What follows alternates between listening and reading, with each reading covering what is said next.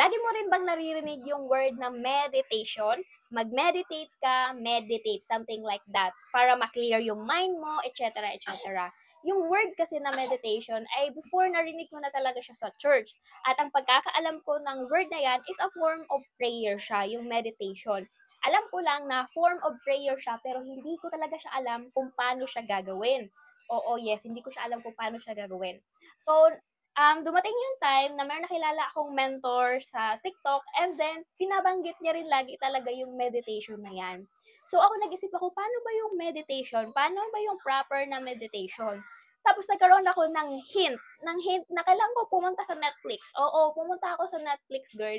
Instead na YouTube, instead na Facebook, instead na TikTok, sa Netflix po ako pumunta. Kasi meron akong subscription ng time na yon.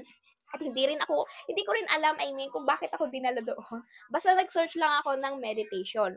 So, nung nag-search ako ng meditation, may lumabas doon na The Headspace. The Headspace yung title. So, kinlik ko yon, tapos, ayun, pinakinggan ko na. Yung author nun is, dati siyang business, something ganyan, tapos parang sabi niya, naliligaw siya sa life, and then naka-career siya sa meditation. That's why nag-monk talaga siya, as in, nag-travel siya doon sa iba't ibang country para mag-monk lang. So, yung mga tinuro niya doon is experience niya talaga. Tapos, sinabi niya na para matutunan ang meditation ay hindi mo naman kailangan maging monk para matutunan yung meditation. So, doon ko naintindihan yung meditation, kung paano siya talaga ginagawa at paano talaga yung tamang proseso ng meditation, I mean.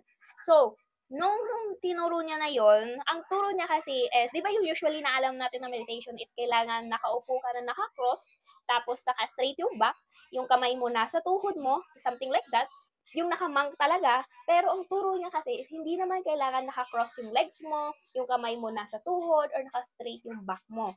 As long as pumunta ka sa place na tahimik, walang maingay, walang magulo, walang sumasagi sa'yo na something, basta hindi ka nasasagi ng kung ano-ano, ganyan.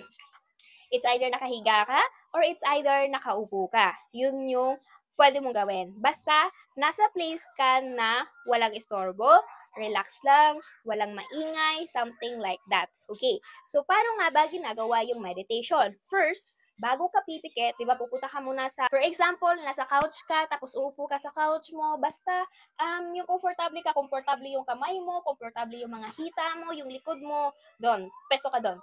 Tapos, before that, ang gagawin mo is mag-i-inhale ka, then exhale, mga 5 times mo siya gagawin before ka pipikit.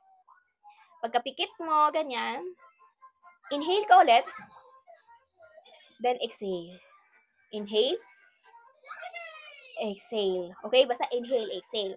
Tapos pagkapikit mo, kailangan mong maramdaman yung hininga mo, yung normal na hininga, yung hihinga ka na, hindi ko alam kung nagigets nyo, pero dapat maramdaman mo yung hininga mo. So, pag hindi mo siya maramdaman, kailangan mo, yung kamay mo, ilagay mo sa stomach mo or sa chan mo, para maramdaman mo yung pagtaas, baba ng hininga, yung inhale, exhale, yung natural, yung hindi mo siya pinipilit na mag-inhale ka, and exhale, yung normal na hininga. Yon, dapat yun yung maramdaman mo, tapos dun ka mag-focus. Dito ko naintindihan kung paano yung meditation. So, I hope na-explain ko siya ng maayos sa inyo kung paano siya gagawin. So, tatagal lang to ng mga around 5 minutes lang. Hindi dapat siya sumobra doon, yung meditation, okay? 5 minutes lang. Para hindi ma-stress yung brain nyo. So, ganun na. Mayat-maya kasi, merong papasok na thoughts. Merong papasok na thoughts sa mind mo na bigla mo na lang siyang maiisip na out of nowhere, yun kasi yung thoughts mo, yun kasi yung mga negative thoughts na iniisip mo palagi, kaya lagi siyang nagpa-pop up sa brain mo. Okay lang yon.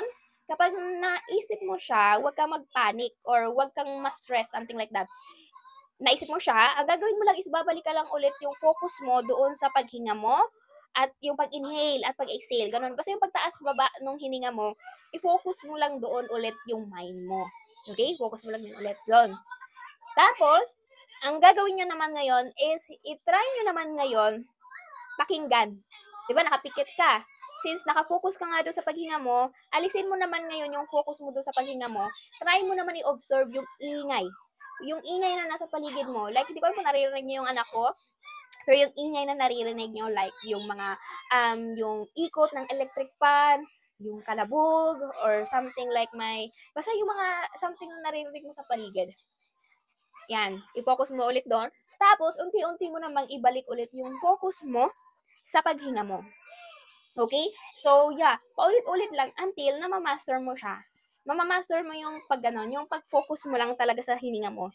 Kaya ko siya sinasabi sa inyo na try mong i-observe yung mga ingay sa paligid mo para hindi na i-stress yung mind mo, tsaka yung para maging aware yung mind and body mo na meron palang klaseng ganong tunog. Tapos, ayun, tapos focus na. So, sa next video ko na ituturo ulit yung magfo-focus talaga sa mind, yung mind, magfo-focus sa mind. Okay? I hope na-explain ko to ng maayos. Yun lang, bye, and thank you so much for watching.